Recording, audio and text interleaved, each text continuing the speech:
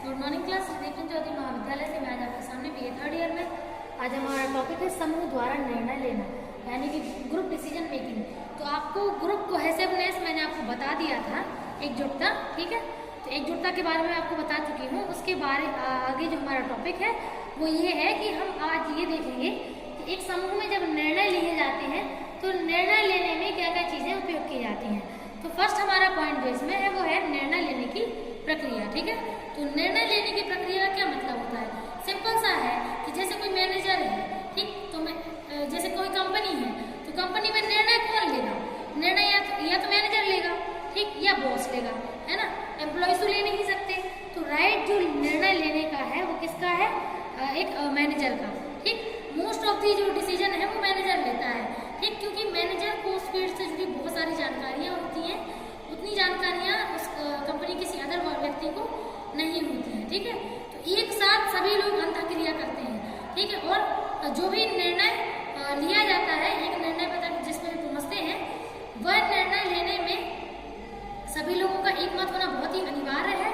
अगर मान लीजिए एक निर्णय पे कई लोग बहुमत है तो फिर वो निर्णय सही रूप में नहीं लिया जा सकता है, ठीक है।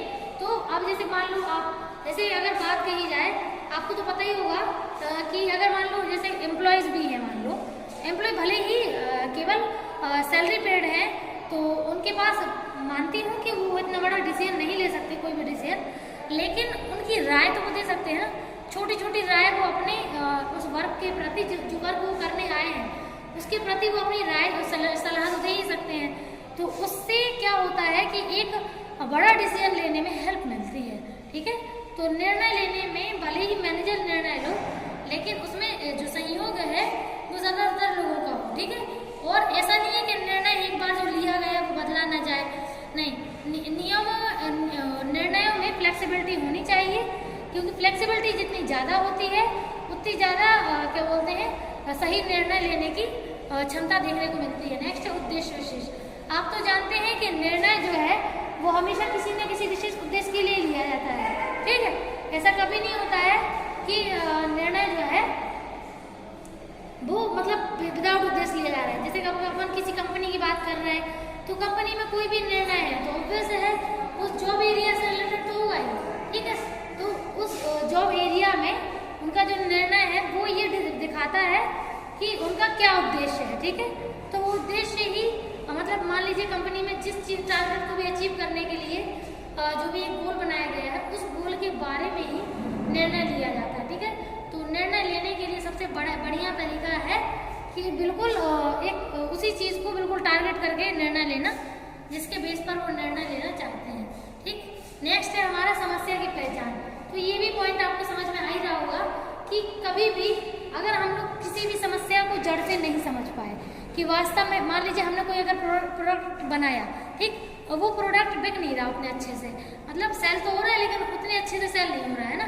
तो कोई ना कोई रीज़न है सेल होने का, मतलब सेल नहीं होने का।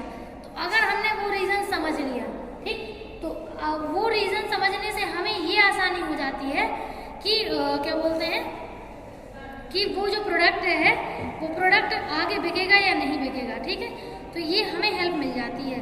तो ये समझना बहुत ही ज़्यादा ज़रूरी है। कहते हैं ना कि किसी भी प्रॉब्लम को समझने के लिए अगर हम प्रॉब्लम की जड़ को समझ गए तो हम उसका सॉल्यूशन अच्छे से कर सकते हैं। तो इसका मतलब ये है कि हमें प्रॉब्लम की जड़ को ही समझना पड़ेगा, ठीक है। तो प्रॉब्लम की जड़ को हम जब समझ पाएंगे तभी हम एक सही डिसीजन जो है उस पर पहुँच पाएंगे। नेक्स्ट है वैकल्पिक खोज। तो यानी कि जब हम प्रॉब्लम का सोल्यूशन करते हैं तो सोल्यूशन करने के लिए हम बहुत सारे ऑब्जेक्टिव्स बनाते हैं, यानी कि कई सारे छोटे छोटे विकल्प बनाते हैं। केवल इसीलिए बनाते हैं विकल्प क्योंकि जो विकल्प हैं उनकी सहायता से ये क्लियर हो जाता है कि ये जो सोल्यूशन में इस जो विकल्प है ये इसमें वर्क करेगा या नहीं। तो देखिए ऐसा तो है नहीं है कि एक प्रॉब्लम है तो एक ही सोल्यूशन बनाएंगे और वो उस पर ऑथेंटिकली काम भी कर जाएगा, ऐसा हमेशा पॉसिबल नहीं होता है, ठीक है। तो कभी कभी हमें बहुत सारे सोल्यूशन के ऑब्जेक्टिव्स बनाने पड़ते हैं और उसमें से जो भी ऑब्जेक्टिव सबसे बढ़िया बेस्ट अप्लाई होता है उसको हम उसका सबसे सही सोल्यूशन मान सकते हैं, ठीक। नेक्स्ट है हमारा विकल्पों का मूल्यांकन। तो जब भी हम लोग पॉइंट डिसाइड करते हैं, जो भी हम विकल्प बनाते हैं प्रॉब्लम को सॉल्व करने के लिए, तो विकल्पों का मूल्यांकन हम पहले कर लेते हैं। ऐसा नहीं है कि हम एक एक करके सारे विकल्पों को यूज़ करेंगे, बिल्कुल नहीं। पहले हम ये समझने की कोशिश करते हैं कौन सा विकल्प हमें सबसे पहले यूज करना चाहिए, यानी कि कौन सा जो विकल्प है वो सबसे ज़्यादा अच्छा होगा। ठीक, तो ये हम अगर डिसाइड कर लेते हैं तो इससे हम मतलब ऐसा मतलब वही है ना कि प्रॉब्लम को जल्दी सॉल्व कर सकते हैं। अगर हम रैंडमली कोई भी सॉल्यूशन कभी भी यूज़ करेंगे तो कभी भी एक अच्छा सॉल्यूशन निकलेगा भी नहीं और रिजल्ट भी सही नहीं निकल के आएगा। तो इसीलिए विकल्पों का जो मूल्यांकन है वो सही होना ज़रूरी है। उससे हमें बहुत ज़्यादा हेल्प मिलती है हमारे प्रॉब्लम का जल्दी सॉल्यूशन करने में, समय खराब नहीं होता है। ठीक है, तो उसका जो बेस्ट निर्णय है ग्रुप द्वारा लिया जा सकता है। नेक्स्ट है विकल्प का चयन। ठीक है, तो अब जब ग्रुप के द्वारा डिसीजन लिया गया है, ठीक, तो अब हम पहले विकल्प का चयन करते हैं कि ये सबसे बेस्ट विकल्प है, तो उसका ही सॉल्यूशन हम उसके द्वारा सॉल्यूशन करना पसंद करते हैं। तो विकल्प का चयन करना बहुत ही ज़्यादा अनिवार्य है। ठीक है, तो चयन हम कर सकते हैं और उसका सॉल्यूशन हम उसके द्वारा भी कर सकते हैं। नेक्स्ट है कार्यवाही। ठीक, तो कार्यवाही का मतलब है कि उस विकल्प को अप्लाई करना, ठीक, उस विकल्प को यूज करना और उसका ये देखना कि उसका रिएक्शन कैसे आ रहा है, उसका रिजल्ट पॉजिटिव है या नेगेटिव है।